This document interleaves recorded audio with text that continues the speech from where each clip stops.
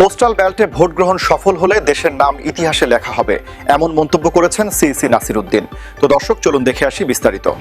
প্রধান নির্বাচন কমিশনার সিইসি এম নাসির উদ্দিন বলেছেন, ত্রয়োদশ জাতীয় সংসদ নির্বাচন ও গণভোটে পোস্টাল ব্যালট পদ্ধতির ভোট গ্রহণ সুষ্ঠুভাবে সম্পন্ন হলে বাংলাদেশের নাম বিশ্বের ইতিহাসে লেখা হবে।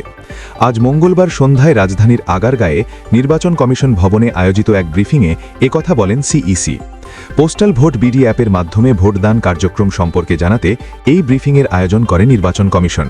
অনুষ্ঠানে প্রধান নির্বাচন কমিশনার বলেন, ওয়ার্ল্ড হিস্ট্রিতে লেখা হয়ে যাবে বাংলাদেশের নাম, কারণ অনেক দেশ এটা পোস্টাল ব্যালটের মাধ্যমে ভোট গ্রহণ করতে পারেনি। তো আমাদের আশপাশের দেশ এটা এভাবে সাকসেসফুল করতে পারেনি, আমরা প্রথম বছরে এটা করতে পেরেছি। প্রথম বছরে পোস্টাল ব্যালট আয়োজন করে বাংলাদেশ মোটামুটি সফল বলে মনে করেন সিইসি। তিনি দাবি করেন, পৃথিবীর যেসব দেশ পোস্টাল ব্যালটের মাধ্যমে ভোটের আয়োজন করেছিল তাদের অভিজ্ঞতা বাংলাদেশের চেয়েও বেশি খারাপ। নাসির উদ্দিন বলেন, পোস্টাল ব্যালটের মাধ্যমে ভোট গ্রহণের সিদ্ধান্ত নিয়ে নির্বাচন কমিশন এমন এক সাহসী পদক্ষেপ নিয়েছিল যা ইতিপূর্বে কেউ সাহস করেনি। গণমাধ্যমের সহযোগিতা থাকায় পোস্টাল ব্যালটের মাধ্যমে ভোট গ্রহণের প্রক্রিয়া নির্বাচন কমিশন সহজভাবে সম্পন্ন করতে পেরেছে। তিনি অ্যাপের মাধ্যমে নিবন্ধন থেকে শুরু করে ভোট দেওয়া, রিটার্নিং কর্মকর্তার কাছে ব্যালট পৌঁছানো এবং ভোট গণনার পদ্ধতি তুলে ধরেন। নাসির উদ্দিন বলেন, পোস্টাল ব্যালটের মাধ্যমে একজনের ভোট অন্যজন দিতে পারবে না, কারণ ভোট দেওয়ার সময় ভোটারদের কিউআর কোড স্ক্যান ও ফেস ভেরিফিকেশন করে ভোট দিতে হবে। ব্রিফিংয়ে বিভিন্ন দলের প্রতিনিধি, বিভিন্ন আসনে স্বতন্ত্র প্রার্থী ও প্রার্থীর প্রতিনিধিরা উপস্থিত ছিলেন। এ সময় বিভিন্ন দেশে অবস্থিত বাংলাদেশের রাষ্ট্রদূত ও দূতাবাসের প্রতিনিধিরা ভার্চুয়ালি অংশ নেন। এদিকে আবার আগামী জাতীয় নির্বাচনকে দেশের ভবিষ্যতের জন্য কঠিন পরীক্ষা হিসেবে আখ্যা দিয়েছেন বিএনপির মহাসচিব মির্জা ফখরুল ইসলাম আলমগীর। এ প্রসঙ্গে তিনি বলেছেন, এই নির্বাচনে নির্ধারিত হবে যে এই দেশ কি লিবারাল ডেমোক্রেসির হাতে থাকবে নাকি উগ্রপন্থী রাষ্ট্রবিরোধীদের দখলে যাবে।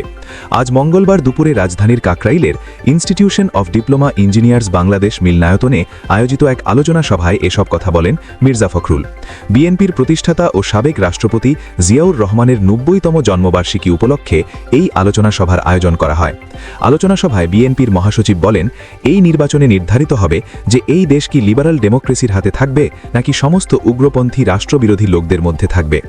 নির্বাচনকে ঘিরে দেশে একটি অপপ্রচার চলছে বলে মন্তব্য করেন মির্জা ফখরুল। এ প্রসঙ্গে তিনি বলেন, এটি সম্পূর্ণ পরিকল্পিত। মির্জা ফখরুলের দাবি, নির্বাচন হলে বিএনপি ল্যান্ডস্লাইড ভিক্টরি, ভূমিধস বিজয় পাবে। বিএনপির মহাসচিব বলেন, আমরা আশা করছি নির্বাচনের মধ্য দিয়ে আমরা একটা গণতান্ত্রিক একটা অবস্থায় পৌঁছব, যেখানে গেলে আমাদের সমস্যাগুলো সমাধান করে আমরা একটা নতুন করে একটা বাংলাদেশ রাষ্ট্র তৈরি করব। কাজও হয়েছে অনেক, আমরাও কাজ করেছি। আমরা যখন আন্দোলন করছিলাম তখনই আমরা এই রাষ্ট্র সংস্কারের রূপ রেখে দিয়েছিলাম। প্রথমে ম্যাডাম খালেদা জিয়া দিয়েছিলেন ২০১৬ সালে ভিশন ২০৩০। এরপর আমাদের নেতা বিএনপির বর্তমান চেয়ারম্যান তারেক রহমান অন্য দলগুলোর সঙ্গে আলাপ করে ৩২ দফা দিয়েছেন। মির্জা ফখরুল বলেন, যে সংস্কার নিয়ে সরকার পক্ষের অনেকে প্রশ্ন তুলছেন সেটি বিএনপি ২০২২ সালে প্রথম সামনে এনেছিল। তার ভাষ্য, আমরা যা যা বলেছি সবকটি আজকে এখানে আছে।